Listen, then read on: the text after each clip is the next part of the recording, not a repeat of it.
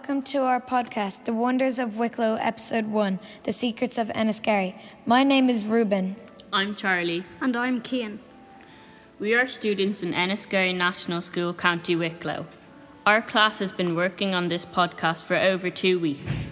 We wanted to choose some local places that meant something to us and find out a little bit about them. Enniskerry is 30 minutes south of Dublin, and it is a really lovely village which welcomes thousands of visitors every year.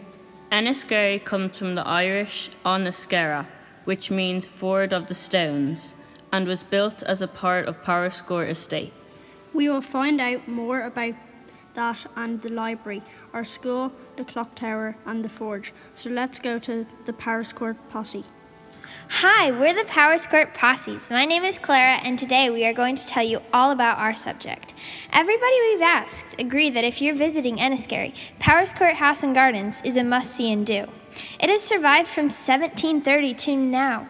The Powerscourt House and Gardens are a very interesting subject. Here is Jake with all the questions. Hi, I'm Jake. I will be asking the questions. Oisín, why was Powerscourt built? Powerscourt was transformed from a medieval castle to a grand mansion by the first Viscount Richard Wingfield. He was an English-born army officer with lots of money. Well, it wouldn't be very much today, but back then it would have been a fortune. When was Powerscourt built? Powerscourt was built in 1730. How much rooms are in Powerscourt? There were 68 rooms in Powerscourt House. How long did it take to build Powerscourt? It took 11 years to build Powerscourt House. What was the house at first? The house at first was a medieval castle. Now I'm going to be asking Ruben questions about the fire. How did the fire start? The fire started from an accidental chimney fire. How long did the fire last? The fire lasted for more than 12 hours. What date did it start? The fire started November 4th. What time? 11:30 p.m. Was anything lost? 350 years of artwork and collection was lost in the fire. Now we're going to go to Gabby with the pet cemetery. One of the most interesting parts of Powerscourt Gardens is the pet cemetery, which is the resting place of the much-loved pets of the Wingfield and Slazenger families. The cemetery is believed to be the largest pet cemetery in any private Irish garden. The families had a wide variety of pets, including the children's ponies, Tommy and his wife Magic, as well as Swift and Bully.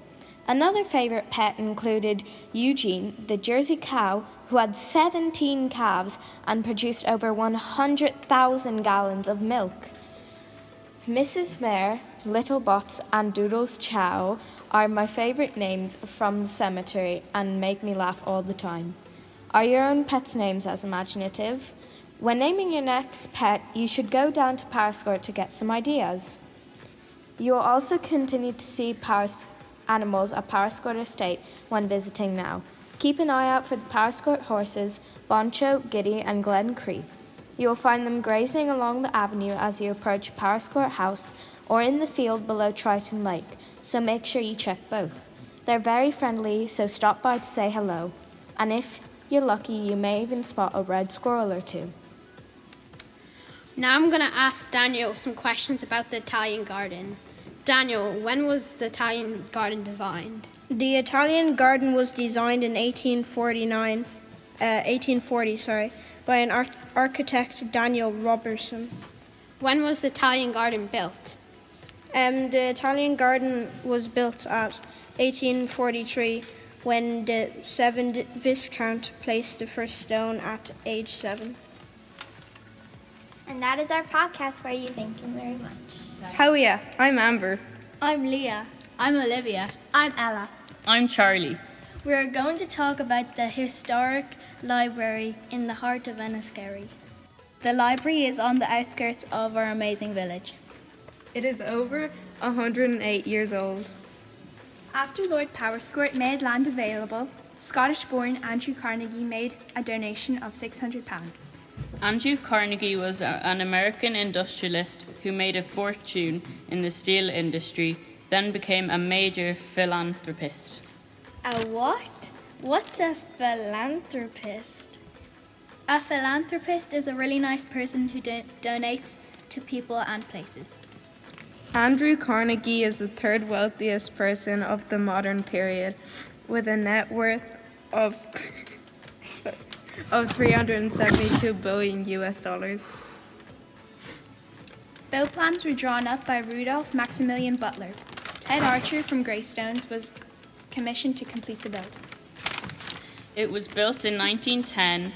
It was open to the public in 1911, but was only complete in 1912 due to the changing of its name from Powerscourt to Enniskerry Library. At one stage, it was half library and half a school. But it is now just a library. We use it often. Books are very good and interesting.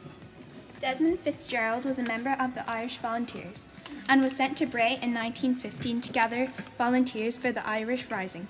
With regard to Enniskerry, He was told the one place to find men together was in the library at night while they were playing cards. He asked them to join 1916 Army, but they all said no and kept playing their cards.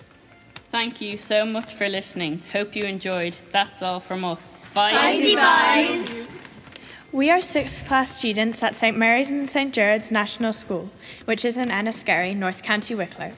We would like to tell you about our wonderful school. Well, not everyone on the team spoke.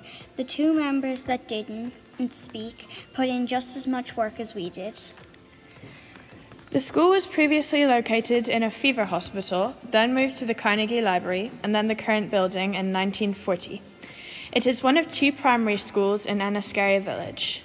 It used to be a 2-teachers school, whereas it is now an 11-teacher school.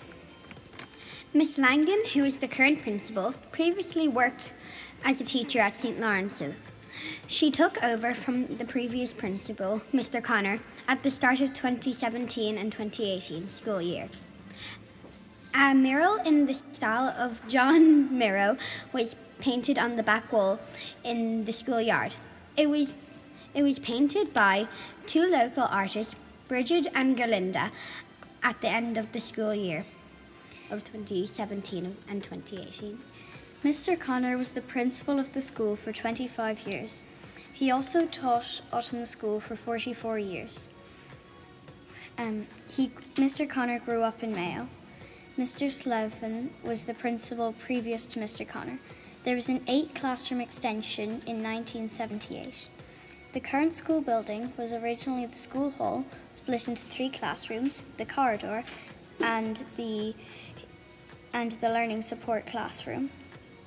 When we asked a previous people who attended the school between 1970 and 1978, she said that there was about 28 to 30 kids in each class. They also said that the bathrooms were similar to the ones now, and that the fence was just a railing.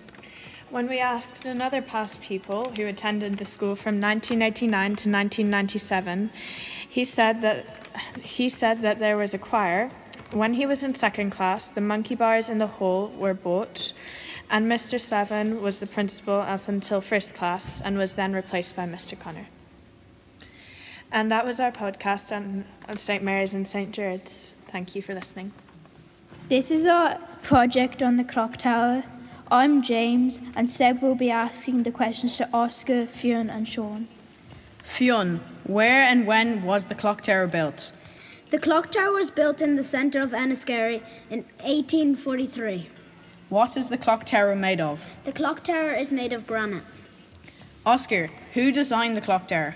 The clock tower was designed by John Louch. Oscar, was there anything else beside the clock tower? Yes, but right beside the clock tower there was a tree standing at the bottom right beside the clock tower until the 1920s. Sean, what are the numerals on the clock tower? The numerals on the clock tower means the date, and the numerals are M, D, C, C, C, X, L, 111.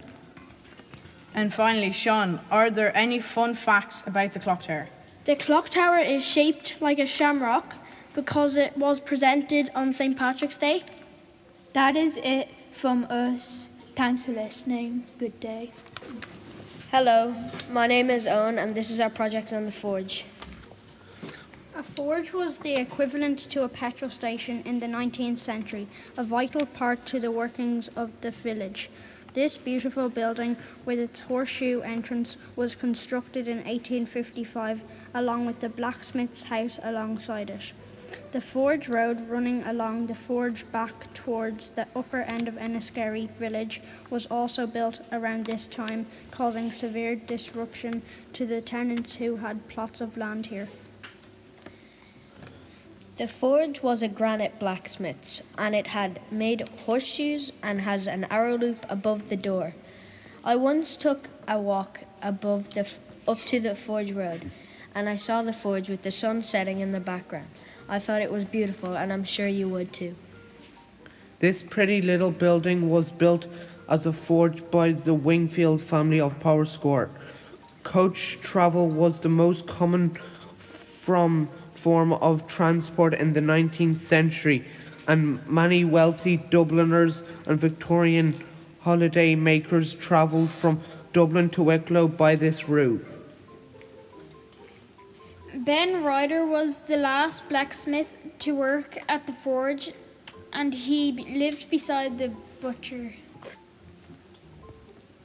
That was our podcast on the forge. Thank you very much.